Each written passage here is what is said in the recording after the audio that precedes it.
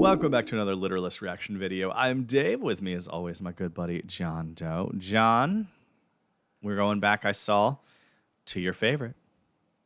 We are going to my favorite. I hope the audio is good because there is some stuttering going on. But Dave, I want you to know you can't tell because of the darkness of the video here on my side, of course. But I have girthed myself in armor to prepare for the flaming that's about to from the yes people of the world. Oh, really? Why Yes. is that? Because for us to be, I think we've done 4 yes songs. And for Seems me to right. choose this particular song will be an affront to many, many yes fans. Is there a song they hate or something? Well, you know, when a prog band goes pop, it makes the old fans rather, dodgy. Ah. So this is the song that put Yes back on the map. In fact, it put the band back together with original lead singer John Anderson. So in my world, first of all, I thank God this song came along, or I wouldn't have seen Yes all those times I've seen Yes. Ah, okay. So for Okay. me, it's good. Plus, pop song doesn't mean bad song. It just means accessible to the masses.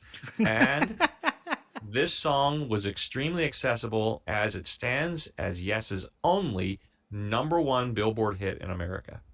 Okay. Oh, there's a chance I might have heard it then. You have heard it, but to appease the Yes fans out there who are poo-pooing me right now, or who maybe wouldn't tune into this video, I've decided to take the elements that were missing out of the original radio version of this song to provide you a live version of this song, to remove Tony Kaye's simple keyboarding and replace it with Rick Wakeman on keyboards. Okay, I'm down. So this is a tour that was originally called Anderson, Wakeman, Rabin. 3 past members of Yes who got together and toured with 2 studio musicians to play bass and drums. Now, since the rights to Yes became more available to them with the death of the bass player, Chris Squire owned exclusively the rights to the name Yes, and when he passed, now they call this Yes featuring Anderson, Wakeman, Rabin. This is a concert I saw in Philadelphia. Took 2 of my sons to it, and it is Owner of a Lonely Heart live with Wakeman. All right.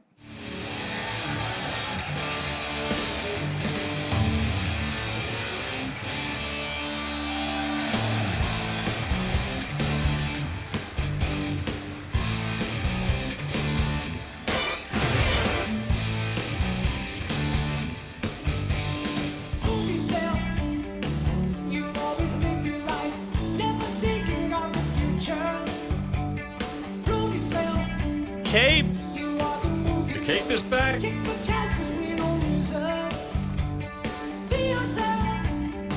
Your every step you take, you and that's the only way. Shake yourself, your every move you make. So the story goes. Owner of a lonely heart. Owner of a lonely heart. Much better than owner of a broken heart.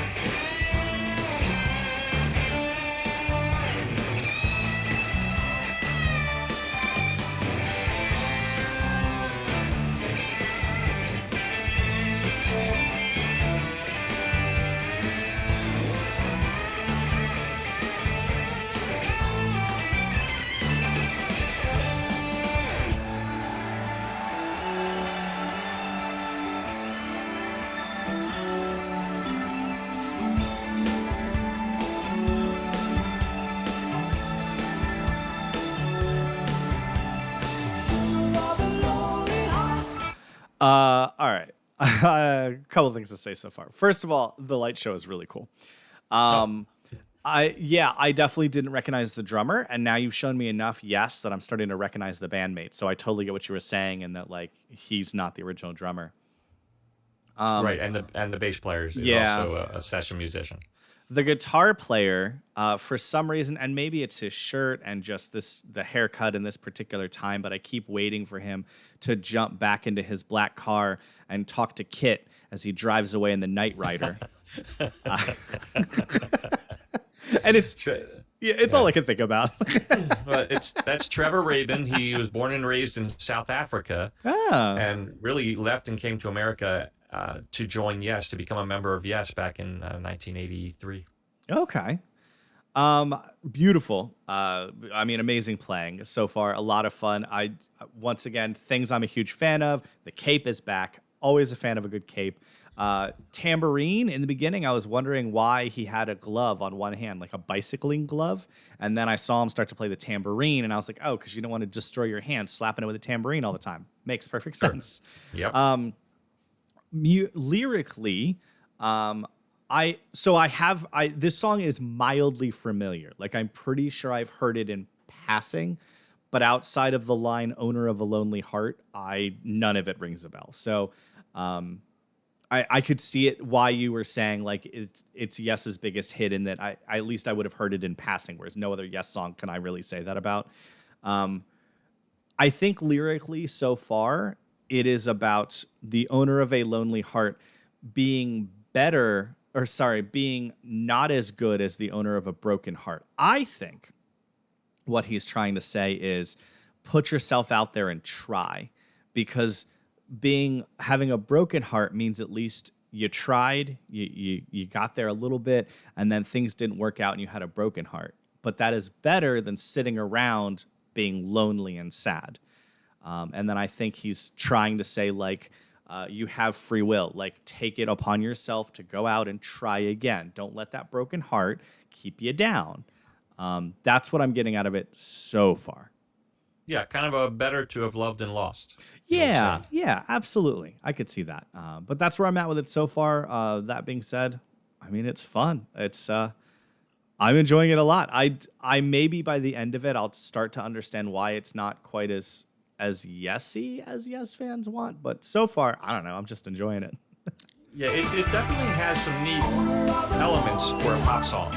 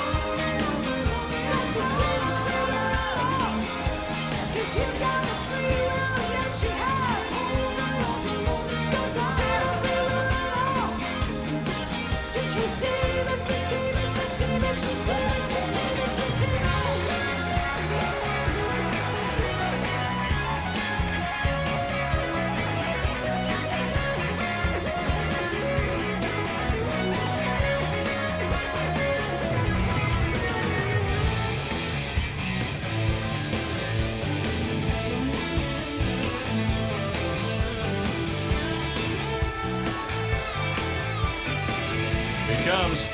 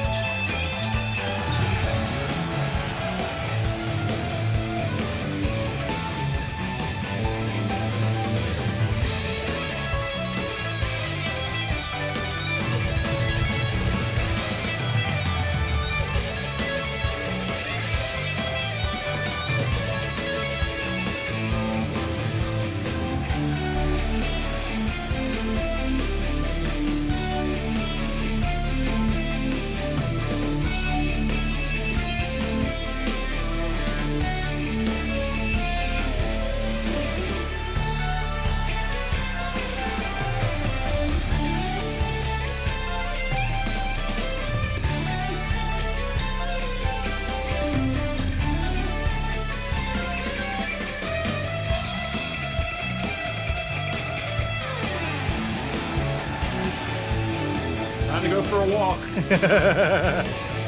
What?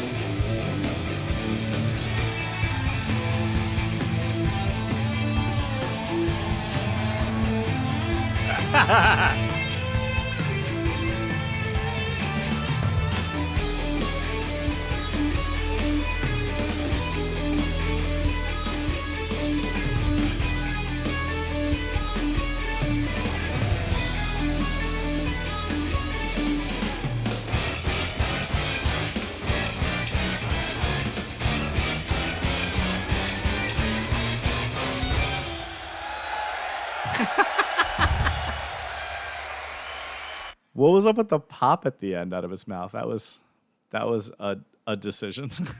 Yeah, who knows? Oh, there's a lot to unpack here.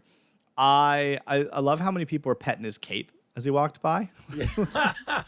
Well, how often can you say Rick Wakeman walked by me the other day wearing a cape? That's fair. Well, actually, I want to believe that Rick Wakeman wears his cape every day. I want to believe that. Yeah. I feel that it is not true, but I don't care. Mhm. I loved the walkabout. That was awesome to see him go on a walkabout. Once again, we had an upside down piano playing. That was a little fun. Yep. I don't now preface this with the fact that this is the only version of the song I've actually listened to. Like I said, it sounds mildly familiar. I've probably heard it in passing, but I've never paid attention to it. Wouldn't have known it was Yes. So this being my only reference point, I don't get why it sounds so pop. This sounded more Yes than pop music to me.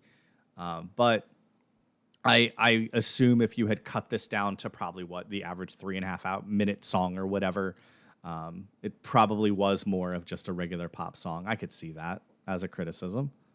Hmm. Well, yeah, and you can call it a criticism, but it really extended the life of the band. So, any Yes fan that really gets too hard on this song, I don't have any really patience for it because it gave the band new life. It gave them a new recording contract, which they had no longer had. Mm. So I think it was a wise decision to bring some youth into the band in Trevor Rabin. The bones of that song were written by him years before in South Africa. In fact, his story is he wrote that song while sitting on a toilet. So, true that. Anyway, of course, he brought it into Yes, and between Chris Squire and John Anderson, eventually, it got Yes'd up a bit more than his original version, I'm certain. But the original lacks that whole big musical interlude in the middle. The walkabout. And all that stuff. Yeah. And of course, since Rick Wakeman wasn't the keyboard player at all on the album it came off of, Tony Kaye was. Tony Kaye, he likes his Hammond organ.